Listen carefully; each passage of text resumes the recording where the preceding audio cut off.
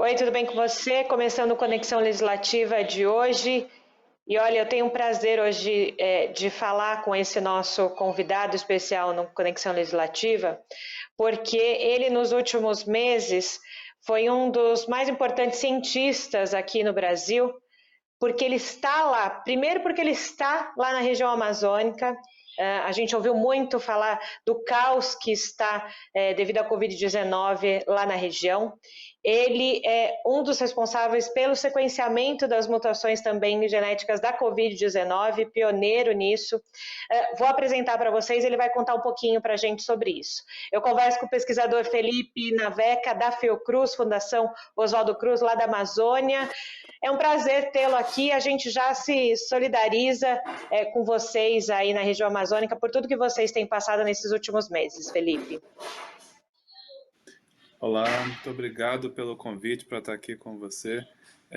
Realmente a gente tem passado por uma situação muito difícil, mas a gente tem que ter esperança que vamos continuar vencendo, né, esse inimigo e a gente vai conseguir avançar. Então, muito obrigado pelo espaço aqui com vocês.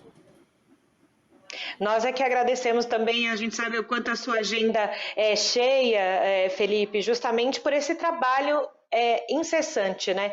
Desde janeiro do ano passado, você e sua equipe se debruçaram sobre a Covid-19. Até eu falo isso porque as pessoas talvez não conheçam muito, se fala muito aqui, né, na nossa região sudeste, então por isso que é importante ouvir você que está aí. Como é que foi esse trabalho no início aí com vocês na Fiocruz da Amazônia, com toda a sua equipe, e para chegar até hoje, né? A gente tem as mutações, as variantes, como é que vocês chegaram a esse sequenciamento, a entender como é que funcionava isso?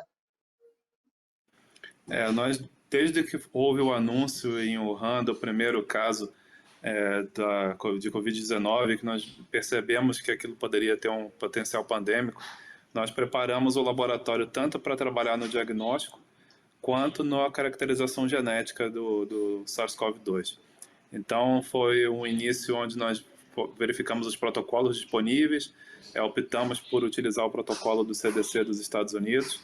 Depois, nós fomos nos preparar para fazer o sequenciamento. Naquele momento, nós não tínhamos nem a infraestrutura ainda montada, então tinha um projeto já aprovado, tinha um equipamento comprado, mas ainda não tinha chegado. Então foi uma correria entre preparar os protocolos, comprar os insumos e estar preparado para começar isso. Então nós começamos em janeiro a montar tudo, a fazer os pedidos de insumos e em março nós conseguimos sequenciar, que foi alguns dias depois do primeiro caso confirmado no Amazonas. Então realmente foi uma luta muito grande naquele período, mas nós conseguimos dar uma resposta rápida e desde então, desde março do ano passado, nós temos sequenciado constantemente. E agora, Felipe, a gente sabe, né? São 26 linhagens já no Brasil. Se tiver mais, se tiver alguma atualização, você me fala. 8 delas encontradas justamente aí na região amazônica, né? Aqui, às vezes as pessoas ficam, na verdade, quem não conhece muito sobre a questão, nós leigos, né, vamos dizer assim, não entende muito quando se fala em mutação e quando fala novas linhagens do vírus. Como é que funciona isso? Como é que o vírus, ele consegue ter essa nova linhagem, ele muda? Tem alguma coisa efetiva que acontece no entorno, né? Eu digo, no entorno, não só no vírus, mas no entorno, na região, no local, para isso acontecer? Todos os vírus, eles evoluem mais rapidamente do que qualquer outro patógeno, né? Principalmente os vírus que têm chamado genoma de RNA. No caso do coronavírus, ele nem é um dos vírus que evolui mais rapidamente, porque ele, apesar de ter um genoma RNA, ele tem uma atividade de correção durante a replicação do genoma. Mas esses vírus, eles apresentam essa evolução por conta, do grande número de partículas que são formadas dentro de cada pessoa infectada, e se nós pensarmos que a cada ciclo onde são produzidas partículas podem ocorrer erros, e esses erros são as mutações. Quando existe alguma mutação que seja ruim para o vírus, ou seja, prejudica o vírus, esse vírus tende a desaparecer e a gente acaba nem sabendo, muitas vezes, que existiu alguma mutação nesse sentido. Mas a grande maioria das mutações, elas não trazem nenhum benefício para o vírus, elas vão se acumulando para o genoma e a gente consegue utilizar isso como marcadores das linhagens, das variantes, para que a gente consiga entender por onde cada vírus passou. Eventualmente, alguma dessas mutações podem ser benéficas para o vírus e essas aí sim a gente percebe, elas ficam o que a gente fala de fixadas na população viral e esse vírus passa a ser o dominante, que é o que está acontecendo nesse momento, por exemplo, com a variante P1 no Amazonas. Então, o que acontece é num microambiente celular, quer dizer, dentro da célula, das nossas células acontece essa replicação do vírus e acontecem também esses erros que são as mutações. Então, a consequência disso é que a gente utiliza como uma informação para rastrear o vírus ou algumas delas dão vantagens ao vírus do ponto de vista evolutivo. E pelo menos o que chegou, o que chega para a gente aqui na região sudeste e afins, é que também se potencializou todo o caos por aí, por essas mutações, né? Então, Felipe, você que está aí em loco, né, trabalhando incansavelmente, né, desde o início da pandemia, para tentar conter esse vírus e tentar mapear, na verdade, né? Porque sem o mapeamento aí do que acontece na região, é difícil fazer o combate, né? Também tem essa questão. Exato. A gente tem utilizado esses estudos de genética, do sequenciamento, para entender não só como foi, quantas vezes o vírus entrou no estado do Amazonas, por exemplo, qual foi o caminho que ele fez para a interiorização, mas também para avaliar se essas mutações podem impactar no diagnóstico. O diagnóstico padrão ouro do caso do SARS-CoV-2 é uma reação chamada PCR em tempo real, e essa técnica ela utiliza alvos no genoma do vírus. Então, se ocorrerem mutações em alguns desses alvos utilizados para o teste, isso pode gerar o que a gente chama de resultado falso negativo. Então, a gente também vem trabalhando por conta disso, para poder verificar estratégias de melhorar o diagnóstico e, por conta disso, nós desenvolvemos agora um ensaio de PCR em tempo real para detectar justamente essas variantes mais preocupantes, para que a gente não tenha que sequenciar todas as amostras. Nós estamos aguardando chegar os insumos, que são insumos importados, e a gente espera começar isso no final dessa semana. Um dado muito importante é esse, que além de a gente conseguir traçar a origem e eventualmente alguma mutação que leve a uma consequência biológica mais importante, eventualmente até um escape vacinal, a gente consegue também utilizar para conseguir melhorar os ensaios diagnósticos. Agora, Felipe, tem todo um porém, né? Além do vírus por si só, que ele é tão rápido na sua transmissão, tivemos todas essas questões da mutação e das novas cepas e afins, mas além disso, talvez não seja uma resposta tão fácil, né? Mas para nós é a grande pergunta: por que a região amazônica, Manaus, ficou tão problemática com relação ao vírus? Entrou nesse colapso. O quanto o sistema de saúde aí na região se mostrou frágil para esse momento? Esse é um ponto importante. O sistema de saúde na região ele já é um sistema fragilizado, ainda se recuperando da primeira onda do ano passado. Nós tivemos uma situação muito grave, né, no ano passado, e agora que nós vimos foi uma situação ainda pior, como chegou a chegar a falta de oxigênio, né, como nós vimos. Então, tem que lembrar que no Amazonas, por exemplo, nós só temos UTI, ou seja, alta complexidade, em Manaus. Isso não existe no interior do estado, nós temos média complexidade no interior do estado, mas os pacientes que precisam de alta complexidade são transferidos para Manaus. Então, a situação em Manaus hoje, ela para mim não é simplesmente em função da nova variante. É claro que ela teve um papel importante nisso, mas ela não é a única responsável.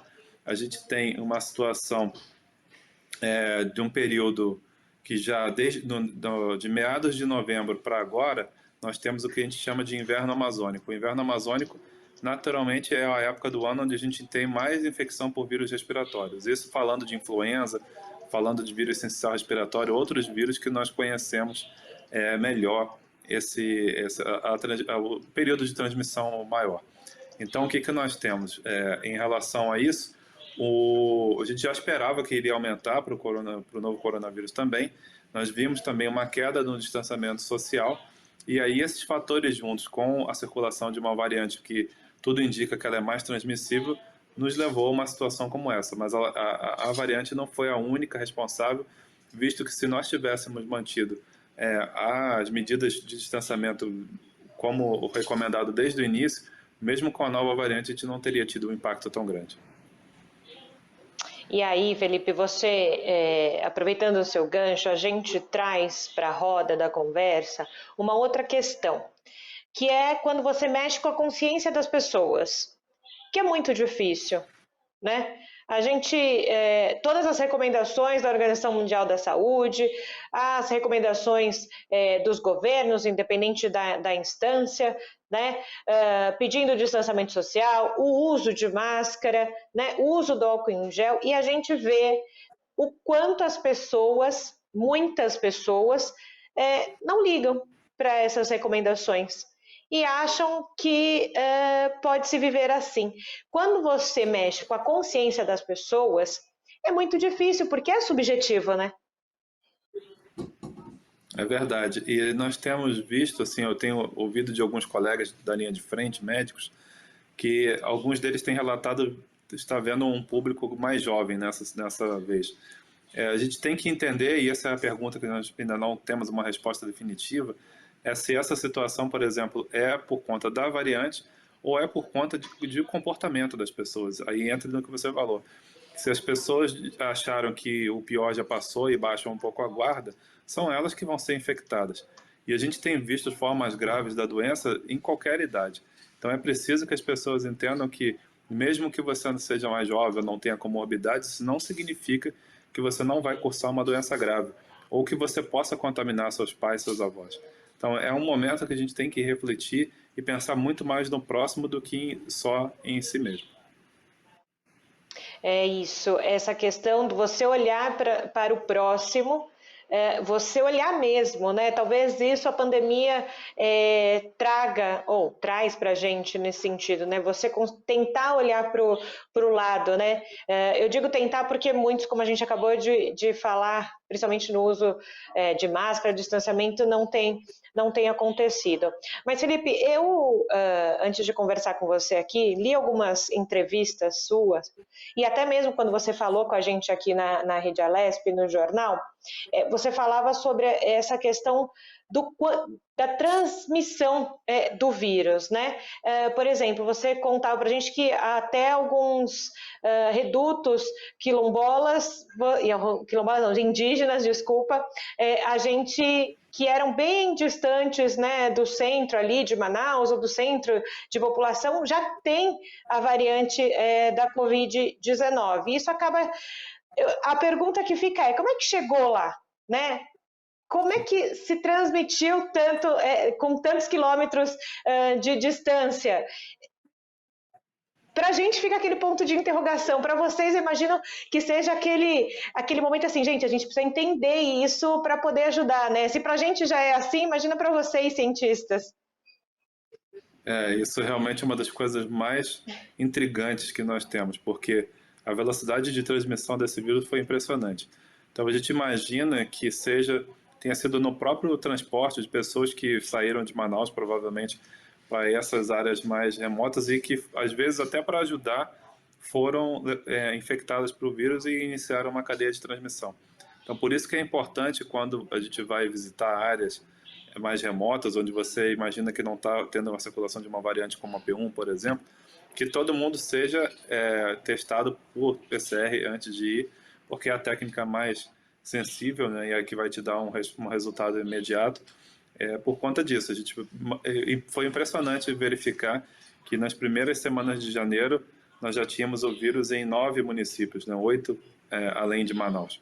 E em alguns deles nós testamos uma amostra, quer dizer, uma amostra desse município nós já encontramos a variante P1, e durante todo o estudo que nós fizemos, desde março do ano passado, nós encontramos casos em aldeias indígenas, em comunidades ribeirinhas isoladas.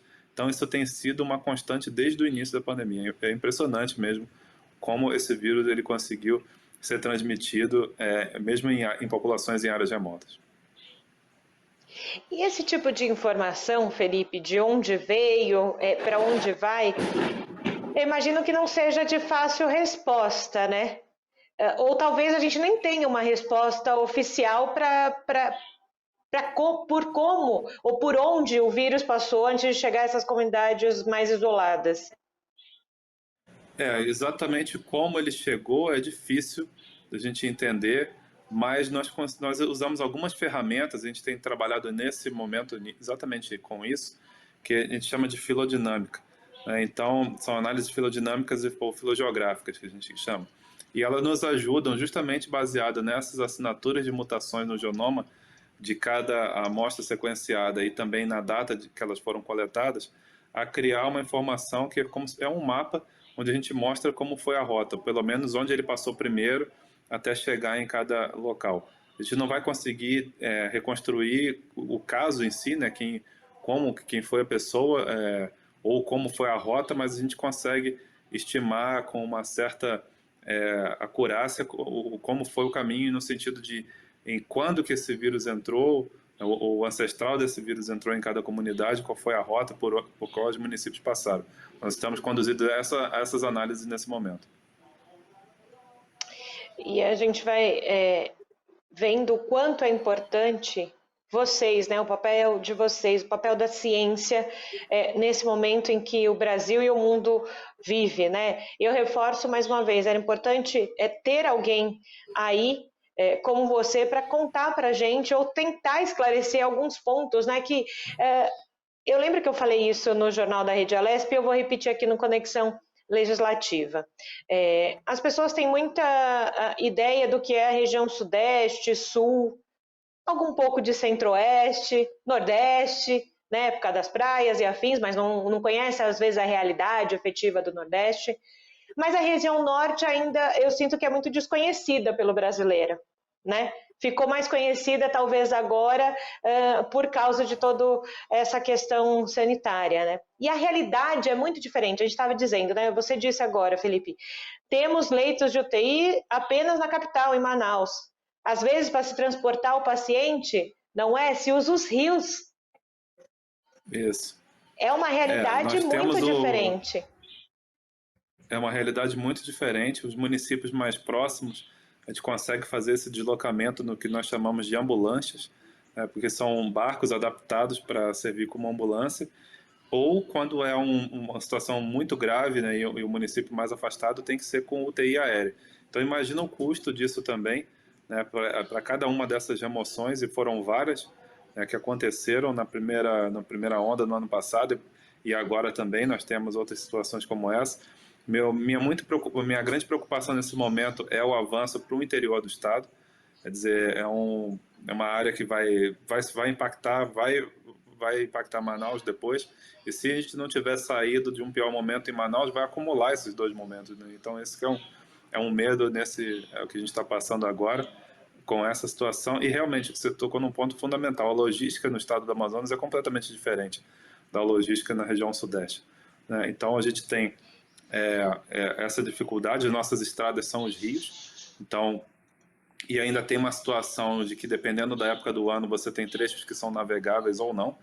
Às vezes você tem situações em que o rio contorna a floresta e você demora horas, às vezes dias, para deslocar de um ponto que, se fosse em linha reta, seria muito mais rápido. Então é completamente diferente. Alguns municípios do interior, o tempo de deslocamento é medido em dias e não em horas.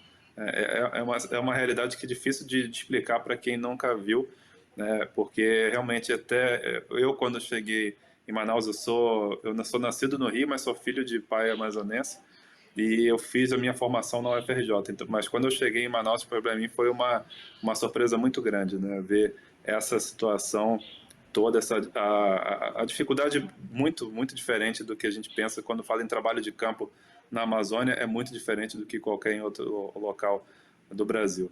Então, esse realmente é algo impressionante. Você tocou num ponto muito importante também, que eu queria fazer um comentário breve, que é Claro. a capacitação das pessoas na própria local. Então, um projeto como esse que nós estamos coordenando, ele também está ajudando não só a ter respostas rápidas produzidas pelos amazônidas, mas também capacitando pessoas e criando uma infraestrutura local que pode responder melhor a outros desafios como esse. Então, eu tenho muito orgulho de ter na minha equipe muitos alunos de mestrado, de doutorado e de graduação, que são as pessoas que estão lidando diariamente com isso, estão aprendendo numa dificuldade muito grande, que é uma situação extremamente difícil, como essa, mas eles com certeza serão profissionais mais bem formados e vão contribuir para o avanço técnico-científico na região norte. Agora, Felipe, você tocou também no outro ponto, você falou do seu pai, né? Se você me permite, para quem não sabe, o Felipe acabou perdendo o pai nessa linha de frente para a Covid-19, no momento enquanto ele se debruçava para ajudar tanta gente, ele acabou perdendo alguém dentro de casa. Como é que é isso? Como é que é lidar com esse medo diário? Não é fácil manter a cabeça boa para poder seguir trabalhando. Essa situação com meu pai, eu fiquei 45 dias sem visitar meus pais, justamente com medo de levar o vírus para ele, porque eu estava dentro do laboratório todos os dias e mantendo contato, né, por telefone, por videochamada. E um dia eu recebo uma ligação da minha mãe dizendo que meu pai não estava bem, que seria bom testá-lo. Eu fui em casa, coletei a amostra dele, levei para o laboratório e os três estavam infectados: meu pai, minha mãe e a minha avó, mãe do meu pai. E aí aquilo foi um choque, porque eu fiz o exame deles e na hora eu só pensava que a minha avó não ia sobreviver, por ser mais idosa, tinha 94 anos naquele momento. E para minha surpresa, a pessoa mais forte, né, e é isso que a gente vê muito, não tem muito isso de pessoas fortes também, não resistem ao coronavírus. Meu pai sempre foi atleta, a única comorbidade era a idade, por ser, mesmo assim, uma pessoa de 69 anos. Ele evoluiu muito rapidamente para uma forma grave, foi hospitalizado, foi internado, foi para UTI, foi entubado, foi extubado, voltou a ser entubado. Na segunda vez que ele foi entubado, eu estava no laboratório, eram mais de 10 horas da noite, e eu recebi uma ligação, naquele momento, um número que eu não conhecia. Naquele horário, ligando, já imaginei que não era uma coisa boa. E aí era um médico do plantão avisando que precisaria entubar meu pai novamente. E aí, depois disso, ele não resistiu 2 dias. Então, assim, é uma doença muito traiçoeira, quando a pessoa aparentemente está melhorando. Muitos casos do meu pai foi assim, quando ele estava aparentemente melhorando, aí ele teve essa recaída e não resistiu.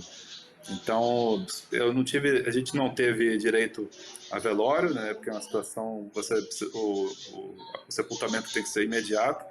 Eu não tive mais direito a ver o meu pai, minha mãe e meu irmão nem viram, até ser colocado no caixão. Então, o sepultamento fomos só nós três que pudemos acompanhar. E 2 dias depois eu tinha que estar no laboratório porque a guerra continuava. Então, até por conta da memória dele, a gente tira forças para seguir em frente. E é isso que eu ia te falar. Eu queria te agradecer pelo seu depoimento agora, que deixa a gente assim emocionada, porque é isso que você falou, até pela memória dele, né? Você já antes já estava debruçado com tanta gente ao seu redor para levar o bem para as pessoas, né? E ainda mais depois disso que aconteceu, a gente dá os nossos sentimentos aqui da Rede Alesp para você e ao mesmo tempo te parabeniza por tudo que você tem feito com a sua equipe para tentar levar um acalento também para essas pessoas aí na região. A gente sabe que não é fácil. Ouvindo o seu relato, eu espero de coração que quem ouça o seu relato e quem ouviu o seu relato agora entenda que não dá para burlar as questões sanitárias. Né? A gente traz aqui no Conexão Legislativa o Felipe Naveca, que é um grande cientista, está no top 10 dos melhores cientistas do mundo, né? E trouxe um relato tão importante para a gente nesse momento. E eu te peço até desculpas por ter tocado na questão do seu pai, mas era importante dizer, uma pessoa que está, né, dedicada ao combate da Covid-19, a essa guerra, e por tudo isso, realmente a gente te agradece por esse depoimento, viu, Felipe? É sempre difícil tocar nesse assunto, porque eu fico sempre me perguntando se eu podia ter feito mais.